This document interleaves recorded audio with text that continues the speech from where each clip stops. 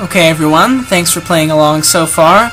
Round 1 is over, so let's see how the round 2 pairings turned out here. Gamemasterdeaths, we're still awaiting the result of Phantom Coordinator 128 and Cman's battle, as both have been active, but had some connection problem, or I think there was a disconnect, and they're going to do a move-by-move rematch tomorrow to settle that out.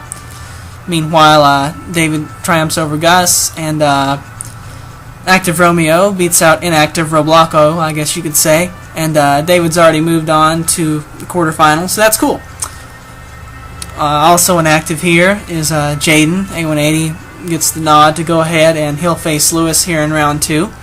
Alex and Death Dog had some connection difficulties, but we hashed that out in an alternate way that I guess proved effective. And it's going to be Death Dog versus Greeneflower.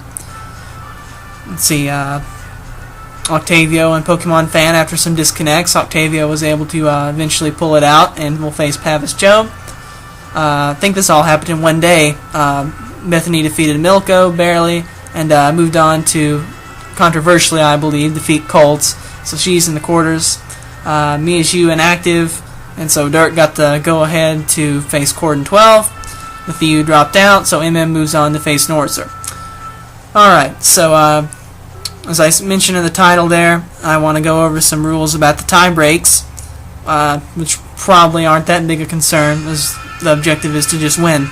But basic gist of it is, the more KOs you have, the higher you are within your level of the round that you were beaten in, you might say. So that should be pretty straightforward. Milko KO'd 2 of Bethany's Pokemon. Pokemon Fan KO'd 1 of Octavio's, so obviously Milko's going to be ranked higher. The other factor in there is if you had a bye or not, which I guess would only apply during the first round. If you had a bye, since that was a free win, penalty you pay there is that you'll go last in the event of a tie break, regardless of how well you did in knocking out your opponent's Pokemon. If your opponent didn't show up, it's not really a bye, but it still kind of counts as one, as you got to go ahead for, not for free maybe, but without battling. So you'll still go before the bye people, but after the people who actually got to play their matches but lost.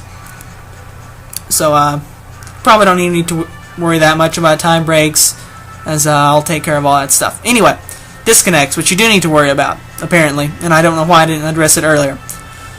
Okay, so in the event of a disconnect, the best and most fair thing to do is to have a rematch just as soon as possible, and hopefully you remember, if it didn't go on for too long, hopefully you remember the moves that were made, and if you can do a rematch with the same moves, that's pretty much the most fair thing to do, as that puts you right back in the same position you were in before the disconnect.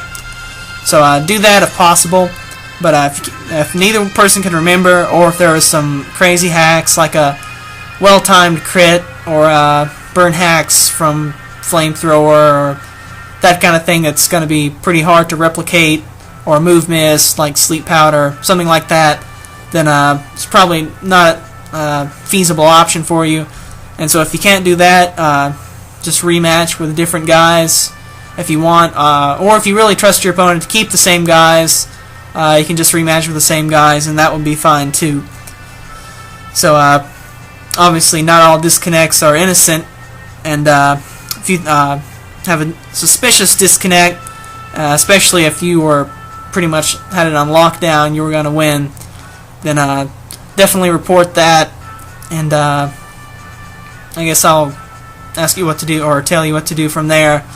But generally on the first one, I guess we'll give the benefit of the doubt, just rematch. But if it starts happening too often, we'll definitely look into that, and perhaps there might be a disqualification there if there's some suspicion of someone just disconnecting to get out of a bad situation, you might say. But obviously the best thing to do there is just, if you're going to lose, just lose, because if you do that, you'll still get a shaman. If you get booted for disconnecting inappropriately like that, then you won't, so you'll just lose out in the end. But see, I think that pretty much covers it. And it also was pointed out to me that I did not put species clause on the rule list, so probably not that big a factor though, as usually you don't want to use 2 of the same Pokemon anyway. So I guess we'll just keep it like that, even as might play a factor in the 6 versus 6 in the semifinals and whatnot, but didn't put it on there, so we'll just see how that goes. Very rarely do you see Species Clause not played, so might be interesting to see how that turns out if anyone decides to take advantage. So I think that about wraps it up. Oh, I guess I need to tell you when to have these played. So round 2 should go on. Try to have them played by Friday night if possible, and then I'd like to put the round 3, which I think is the quarterfinals, video up on Saturday. And trying to get this thing accelerated because I would like to have it finished by Wednesday so that I can distribute prizes before I have spring break. So yeah, get those played by Friday if you can. And that'll do it for now. Later days.